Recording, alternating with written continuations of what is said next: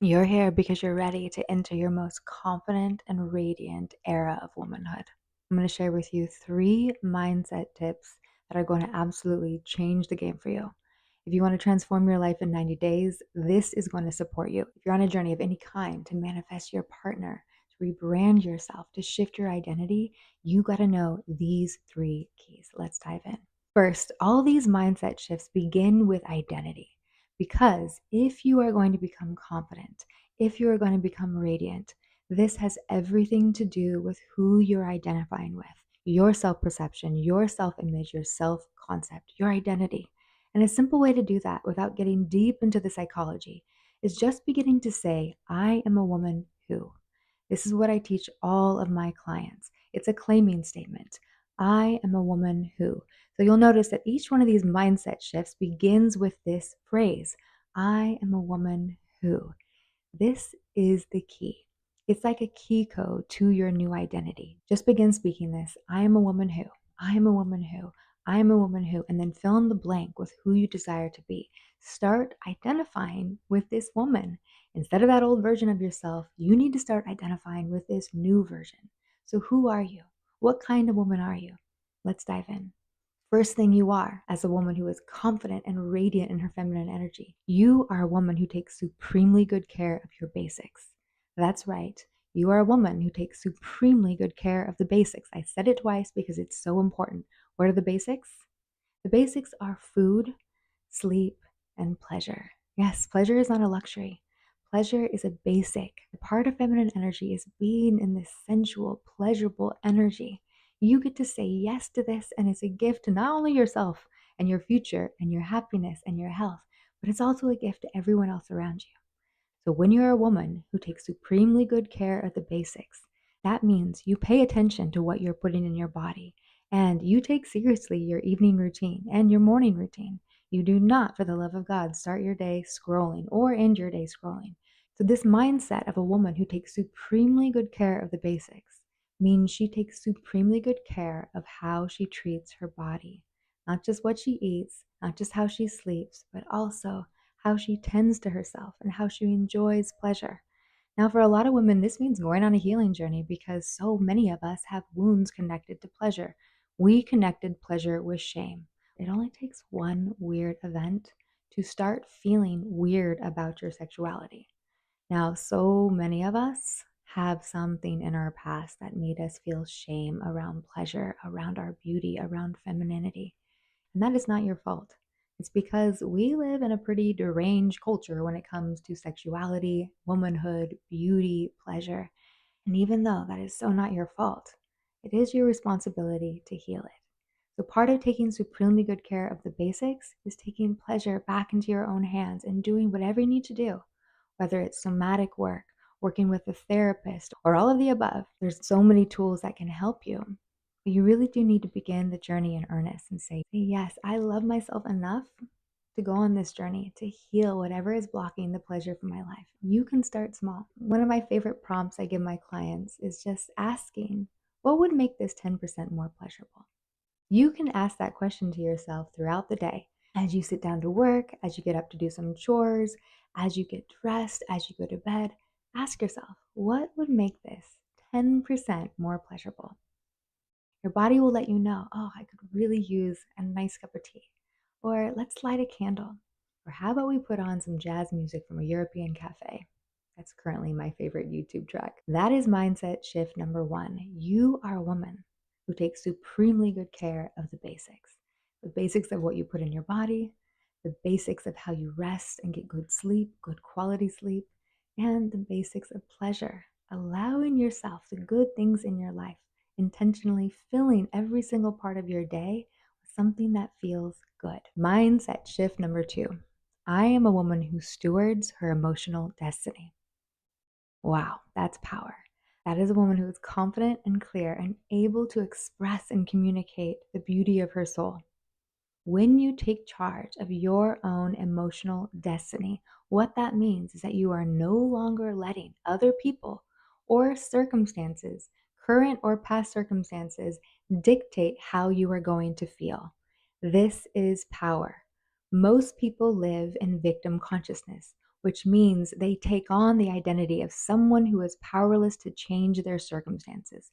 They are blaming the world, blaming others around them, and shaming themselves. And from that state, you have no power over your destiny and you have no power how you feel. That state is a state of reacting instead of responding. But you can become a woman who stewards her own emotional destiny. And this will not only give you confidence, but will make you so, so radiant. How do you do that? Well, this is a journey of somatic work, healing the nervous system, and also paying attention. 99% of all healing work is to pay attention. All love begins in the act of paying attention. That is one of my favorite teaching phrases because I believe that it's always love that does the healing. It's always love that does the transformation. Love is the biggest change work. So we got to get to the parts of us that don't feel love, that don't feel worthy of love, that have actively blocked out love. And how we do that is by paying tender attention to ourselves, to start recognizing our own patterns. When we start withdrawing from the world, when we start getting angry or jealous or aggravated or irritated, when we start going to our bad habits, whether it's doom scrolling before we go to bed or eating a bag of bugles and a beer for dinner instead of making yourself a nice, nourishing meal, whatever it is, we gotta notice our patterns. And we gotta notice them with eyes of love. Before we can change anything, we have to see it clearly and accept it for what it is. There's a good reason why you're going to those things to cope that you're going to. They have worked, they've helped you survive. And now you're ready to begin to change them. But you got to do it gently because your nervous system, too much change too fast is like big red flags. Your nervous system, it really wants to keep you safe. And oftentimes it's confused about what safety actually is. Deep in our unconscious mind, we have programmed whatever is familiar to mean safe, even when it's not anymore. So that old identity, along with her past beliefs, her thoughts, her patterns, her habits, those are no longer serving you. But you better believe you're going to go to them in states of feeling a little wobbly and feeling a little off because it is what you know. So we can change it. And stewarding your own emotional destiny begins with paying attention. How are you feeling? What do you do when you feel that way? What are your patterns? And you don't need a fancy therapist for this. You just need a journal and a pen to begin. I'll leave a link in the description box below for some of my other YouTube videos, including a shadow work journaling prompt that is my go-to for whenever I feel stuck and start spiraling into despair, and some other resources that may help you out. But just know, you are here. Part of your mission on earth, part of your purpose on earth is to become a woman who is the steward of her own emotional destiny. Your happiness is no longer held hostage by anyone else. Your happiness no longer depends on a man or a job or the money in your bank account. You are in charge of your happiness, and that is really good news. There are so many tools available to you that will help you start to regulate your nervous system so you can begin to pay attention with those eyes of love and track these patterns so you can begin to change them. YouTube is full of them. This channel is full of them. So just begin and start by claiming this.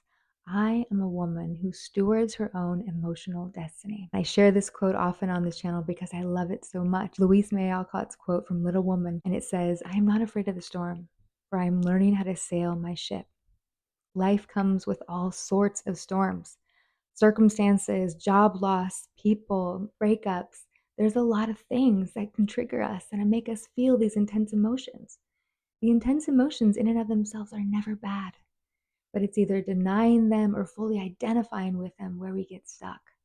Learning how to steward your emotional destiny means learning this emotional alchemy, means learning how to create safety in your own nervous system, all things that somatic work, embodiment work will help you learn how to do. And yes, it's always so great if you can work with a coach or a practitioner. But even before that, if you just want to get your feet wet and start your foundational healing in the comfort of your own home, check out some of the feminine embodiment courses designed to help you become more embodied as a woman, to help you regulate your nervous system, to access more pleasure in your body, and to begin to alchemize these stuck and stagnant emotions that are keeping you on the hamster wheel of life. You can get free from the old limiting beliefs. You can liberate yourself. There's so much good energy, divine energy within you that is waiting to get unlocked. And there's some really simple practices once you learn how to do them that will do just that. Everything from breath work to tender touch to pleasure practices and power practices, they're all there for you. And there's a reason why I don't post them on YouTube. I don't post practices of that kind on my free YouTube channel because they're pretty intimate. They're pretty vulnerable.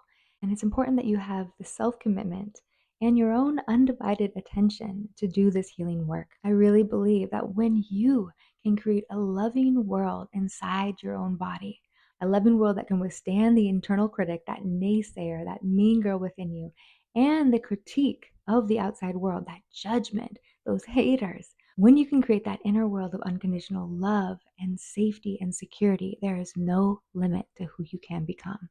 That is a woman who is in her confident and radiant era. All right, mindset tip number 3 is this: I am a woman who aligns her deepest desires and her highest values. I am a woman who lives in integrity with her true self. This is so huge. When you live in integrity with your true self, you don't have to fake it till you make it. You don't have to be Delulu.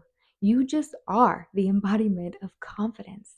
You are a woman who is confident and radiant in her feminine energy. That is a woman who is wow level confident. Becoming a woman who is in alignment with her true self, this is very energetic. This is about getting in touch with what it is you truly want. What do you desire? What is your soul here to experience and embody in this life? It's also really connected to your values. What makes you feel proud?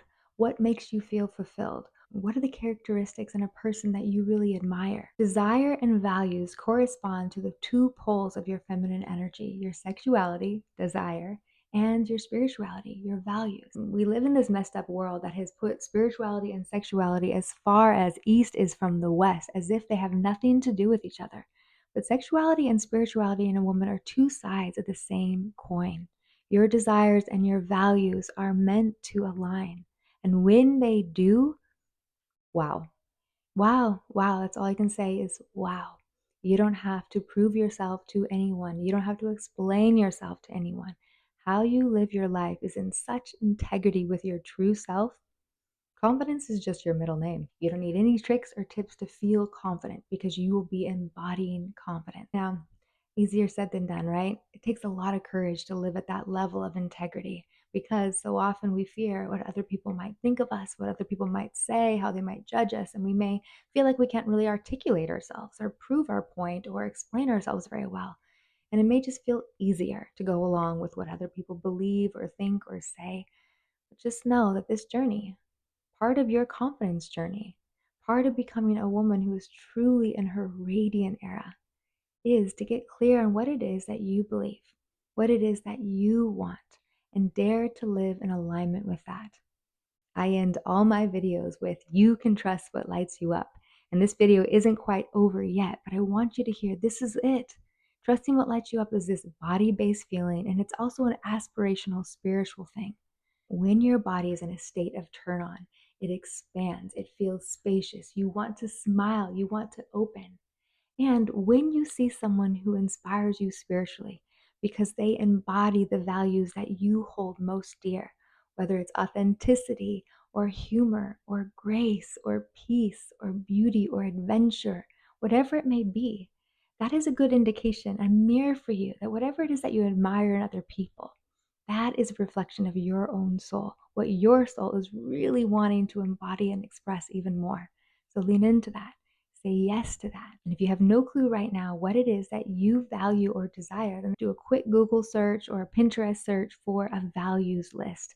There are so many values lists you can download in PDF form and just go through it. Read all the values that are there and begin to circle the ones that light you up or mean something to you.